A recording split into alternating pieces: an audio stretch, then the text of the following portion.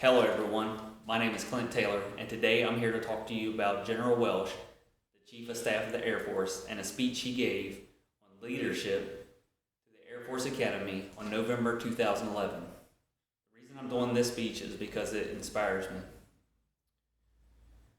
His speech was 45 minutes long, so I'll only be doing a portion of his speech. So let's get started.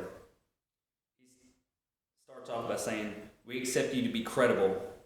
Not like that guy, but like the number 35. That's my son, Matt.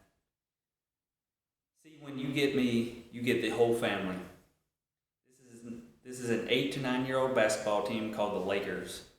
I'm coaching it because Matt was a 7 year old, and I didn't want him to play with the 6 and 7 year olds because he has always been about two bubbles off center.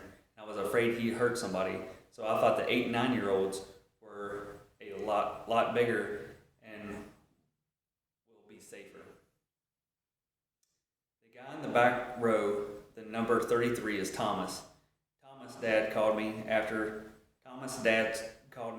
we had tryouts and we had the team set, and he said, "Hey, the league chairman said maybe I could have my son play on your team."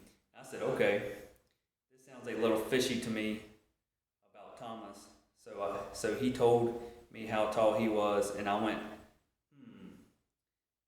that would be a good thing. And then he told me he had an attention deficit disorder. I mean, really had ADD. But I met Thomas. He's a great kid, so I said, sure, I'd love to have him on the team. Well, Thomas was a horrible basketball player. I mean, they called him Bunny, which was short for Energizer Bunny. I mean, every time he got the ball, he'd start vibrating. So he'd do this, and eventually he'd just vibrate a traveling call, and we'd get to play defense. It happened that way all year long, right before the first game of the season, during the practice. Thomas came up to me. It's a Thursday night. We were playing Saturday. He said, "Coach, can I talk to the guys?" "Sure, Thomas. Inspire us." So we gather as a team around Thomas, and Thomas tells them a story. He tells me how he got his nickname. Turns out Thomas is the only guy on our team who wasn't from the same elementary school. He came from another school. The reason he moved because he couldn't play with the kids from his own school because they made fun of him at all time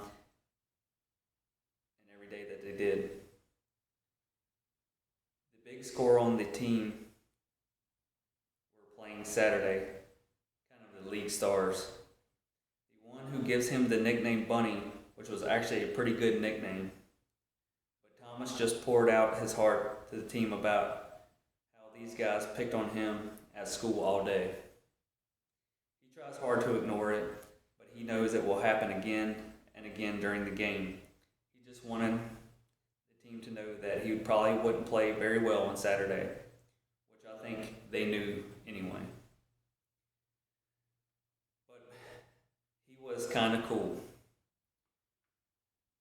What was really cool was when he was done, Matt stood up and put his arm around about his waist, which is where he could reach. He says, "Don't worry, Thomas. They won't say anything to you with me around. That's my boy." Saturday rolls around. We're doing the layup line. Thomas, as his usual, he whiffs everything with a layup, and he doesn't even get glass or nothing. Some kids from the other side in yells, "Hey, look at Bunny shoot." Matt poses out of the layup lineup and screams at them, "You better shut up." And I grabbed Matt and threw him back in line. We got ready to start the game. I sent Thomas out to start one of the jump center. I thought he'd give him a little street credit with his peeps. he heads out there, kind of vibrating, you know, dancing the dancing into the circle, and of course, not knowing that the kid who picks on him all the time is going to jump against him. So I had to move. So a bad move by the coach. And as he walks out there, the kids look at Thomas, starts laughing, turns to one of the other kids on his team and states, "Hey, look at Bunny vibrate." And Matt went into Rambo style. He took him out. He took him down. He's flailing. He pounded on him right there in the middle of the circle.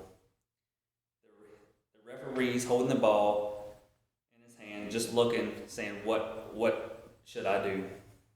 Finally, he drops the ball and picks up Matt. He kind of walks over and I grab him.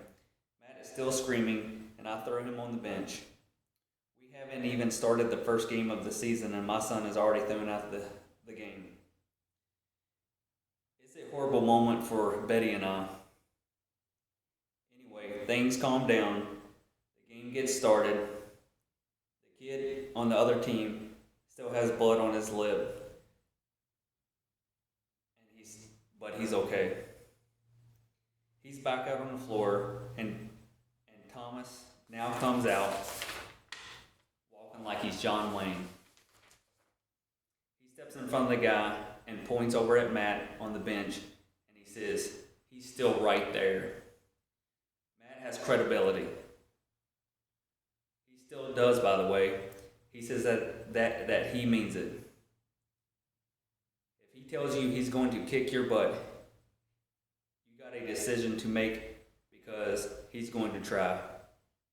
You need to have that kind of credibility when you leave here.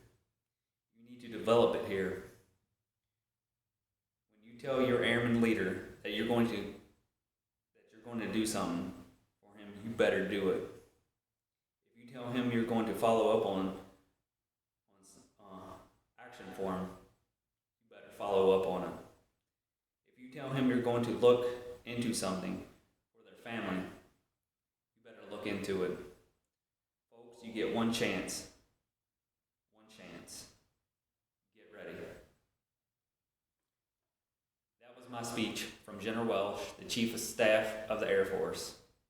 I hope you enjoyed the speech and have a great day.